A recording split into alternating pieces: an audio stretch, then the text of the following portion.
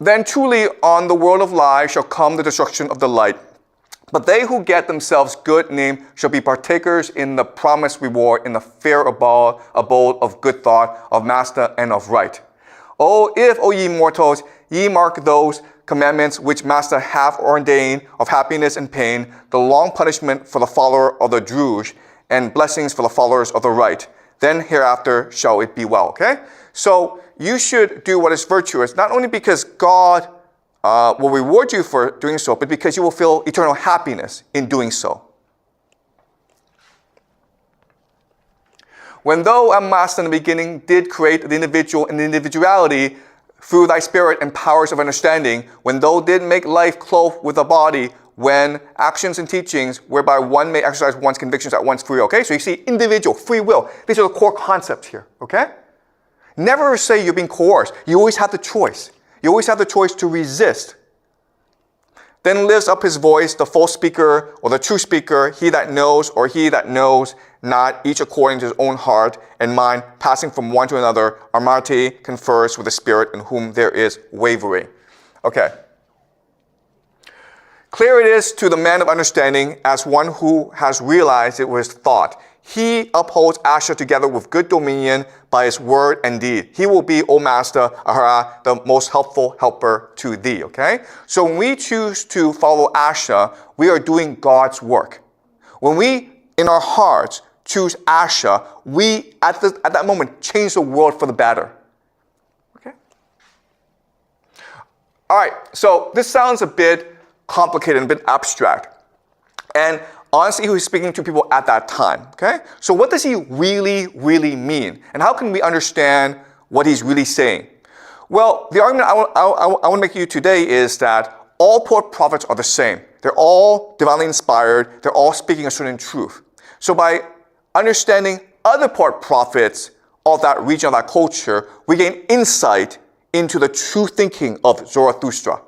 Okay? So this is Rumi, who is considered the greatest Persian poet who has ever lived. He lived in the 13th century, which is about 3,000 years after Zarathustra. In many ways, if you actually read his poetry, he is the reincarnation of Zarathustra, okay? So we're going to read a bit of his poetry. And then once you read his poetry, it will give you insight into the cosmology of Zoroastrianism.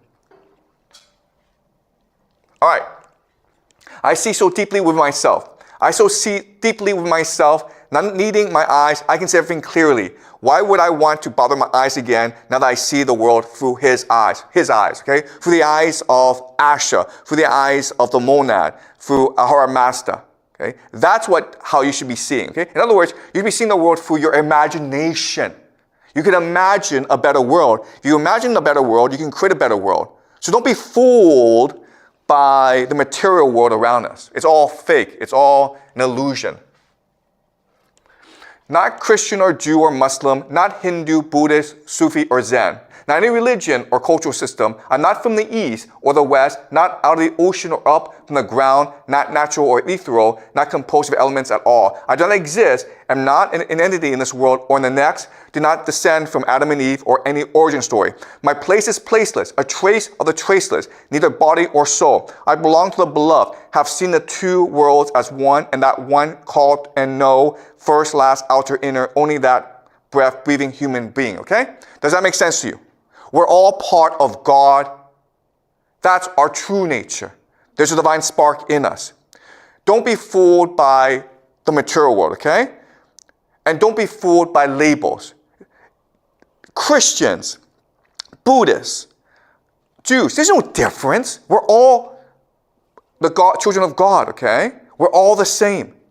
So don't be fooled by labels. Okay, so there's a joke. Okay, the joke is this. God and Satan are fighting over humanity. And God says to Satan, humans have discovered religion, therefore I have won. And then Satan says, yeah, but then I'll just organize it.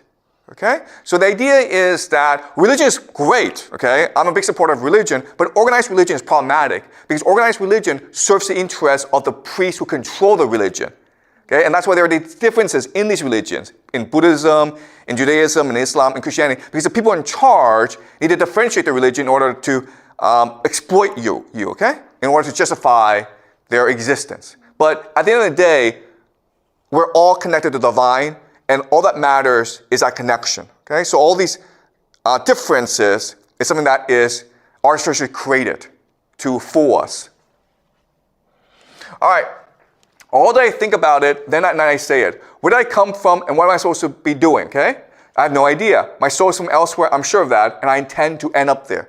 Okay, I don't remember where I came from, but I know that I must have come from somewhere.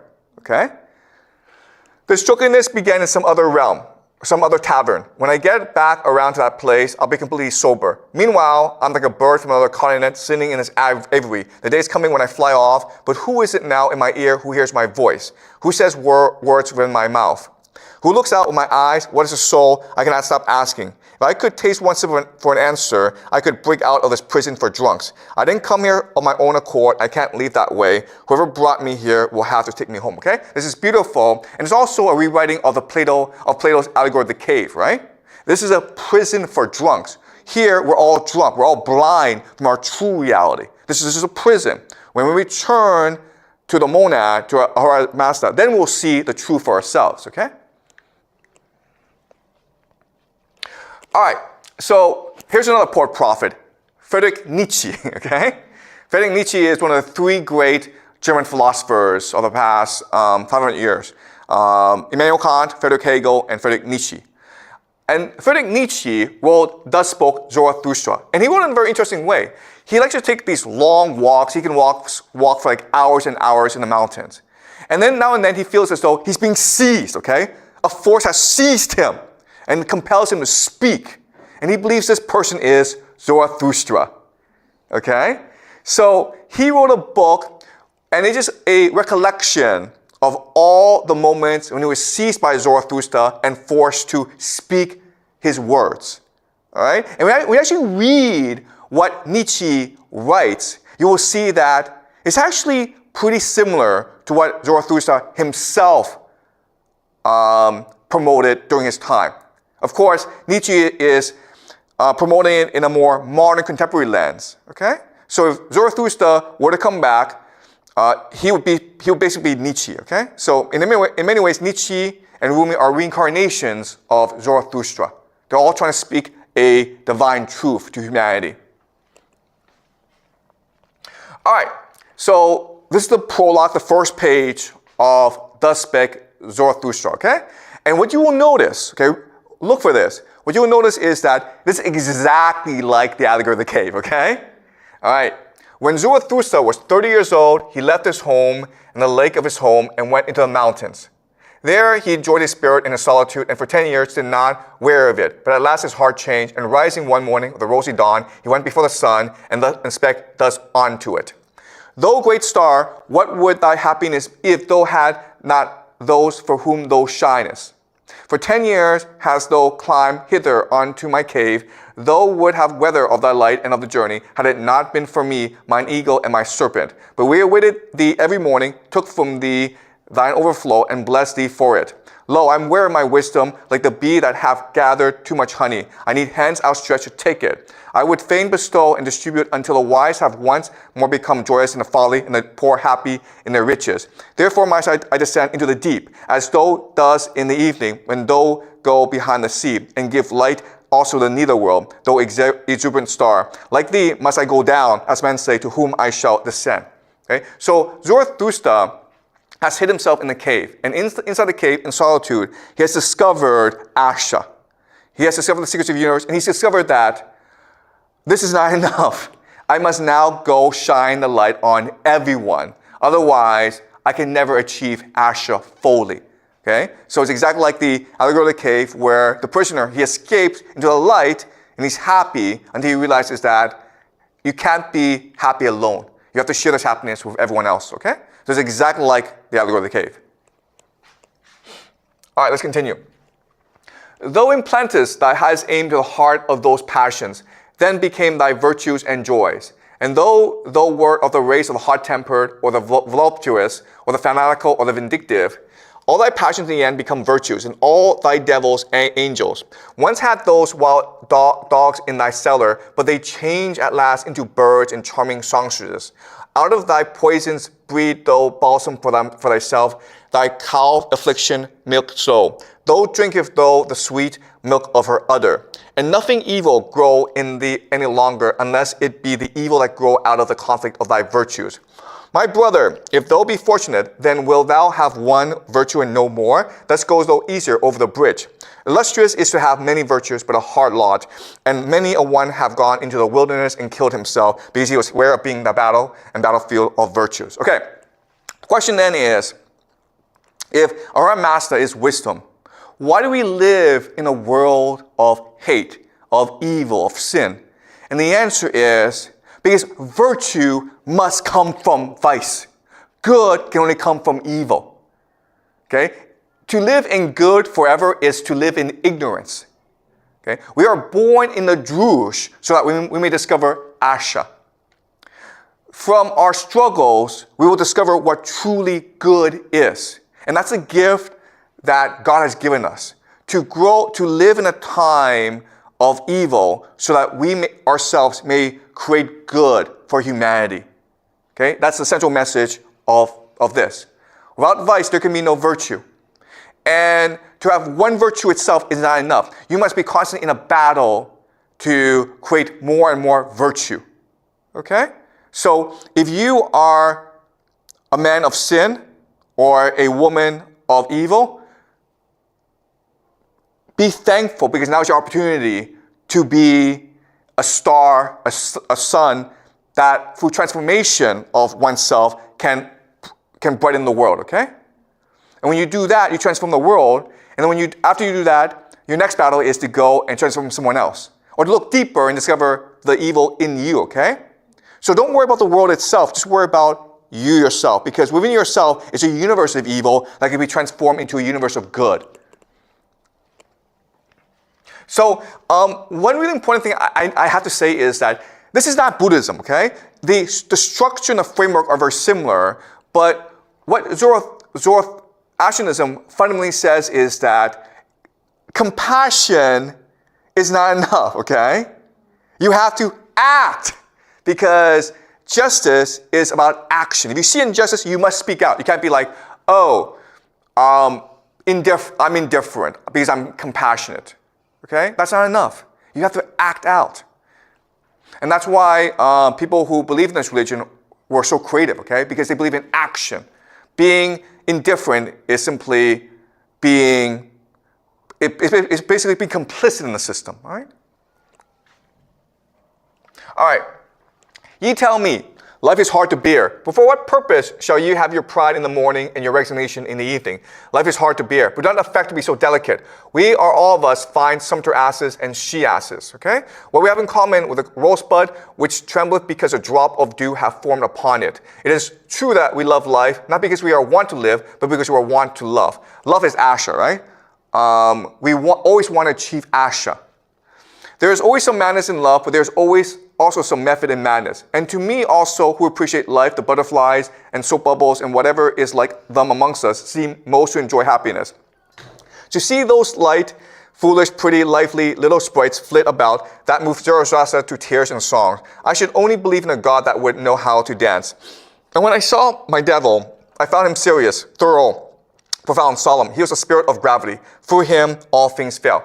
Okay, so what Nietzsche hates is organized religion.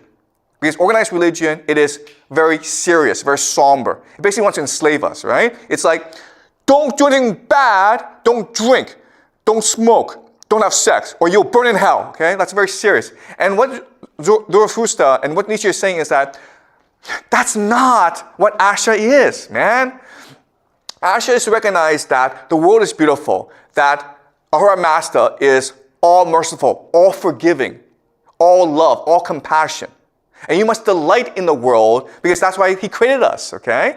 So the only way to survive this world of evil is to recognize that beauty is everywhere around us. And it's our responsibility to discover this beauty and to celebrate this beauty, okay? Dance, sing, make love, laugh, smile. That's what life is about, okay? If a priest is telling you, hey, meditate for your life because only through that will you avoid sin, he's a devil, man. Okay? Because he's denying you your free will. He's denying you your capacity to love, to seek Asha yourself. Okay? But one day will the solitude weary thee, one day will thy pride yield and thy courage quail, though one day cry, I'm alone. One day will thou see no longer thy loftiness and see too closely thy lowliness. Thus solemnity itself will frighten thee as a phantom. Thou will one day cry, all was false.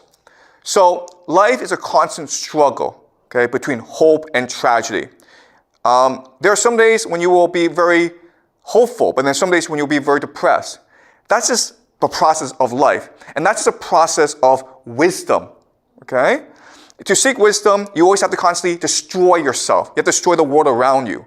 And it's a never-ending process of pain and suffering and tragedy, but it will gradually lead you to enlightenment. What's really important is to act, okay? To seek self-destruction. So another way of saying this is always assume that whatever you know, no matter how truthful, is probably wrong. And to go and negate yourself, okay? It also means leaving your family, leaving your comfort zone. All right. A heretic will thou be to thyself. Okay, a heretic is someone who doubts yourself, right? Saying, everything I've known is wrong, okay? So another way of saying this, and I know it's hard to understand, is you come to my class for a semester, and everything I teach you, you're like, wow, this makes a lot of sense, okay? And every day you're excited, you learn a lot. But at the end of the semester, what you want to say is, everything I learned this semester is wrong.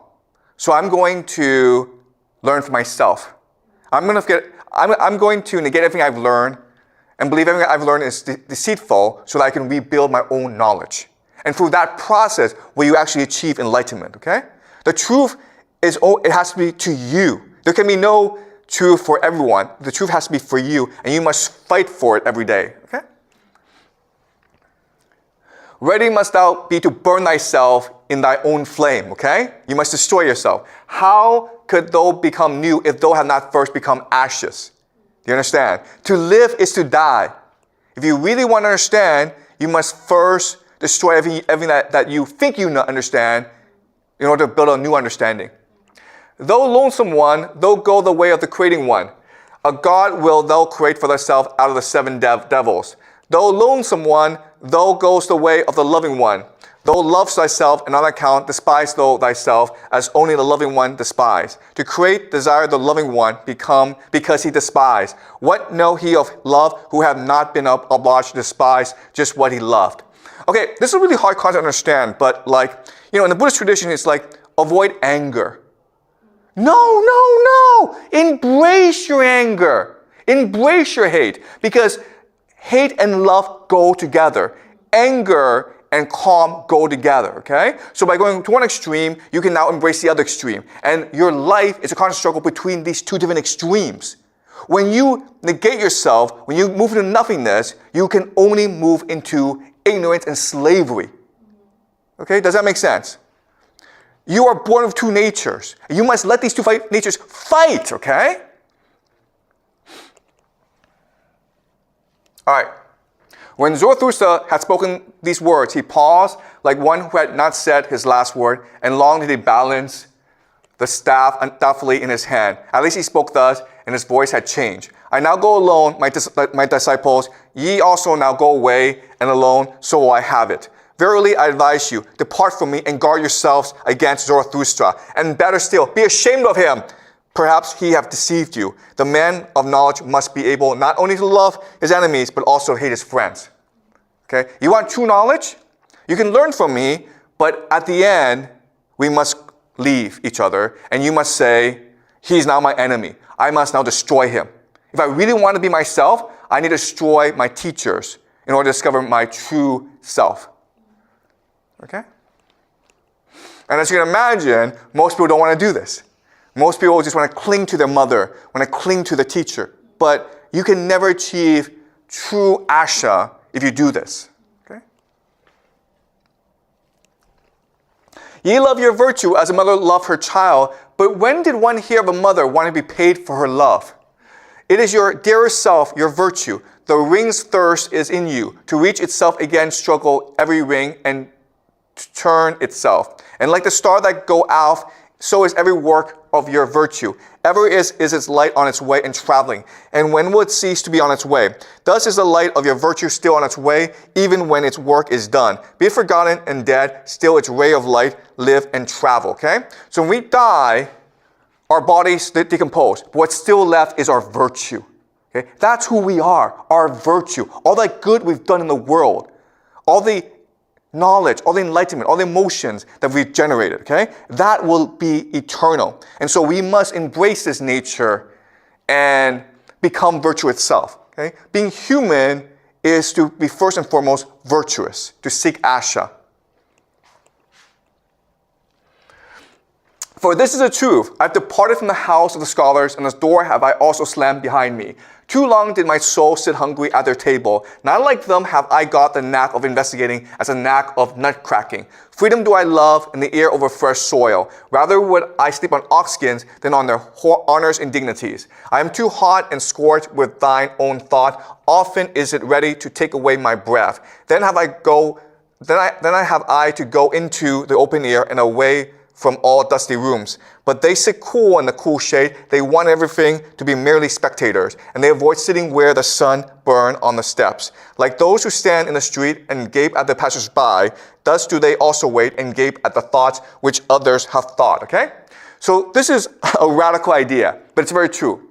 You go to university not to learn how to think, but to fall into ignorance, okay? Why? Because the professors there, the priests there, they have departed from reality and they've chosen to live a life of comfort, of ease, of pleasure. And as a result, they can't know anything. True knowledge can only be found in the everyday, in the mundane, with ordinary people. That's where God is. Okay? Universes are constructed to be away from God. They are temples for the comfort of priests. So if you want true knowledge, go out into the world and talk to ordinary people. Suffer. Okay?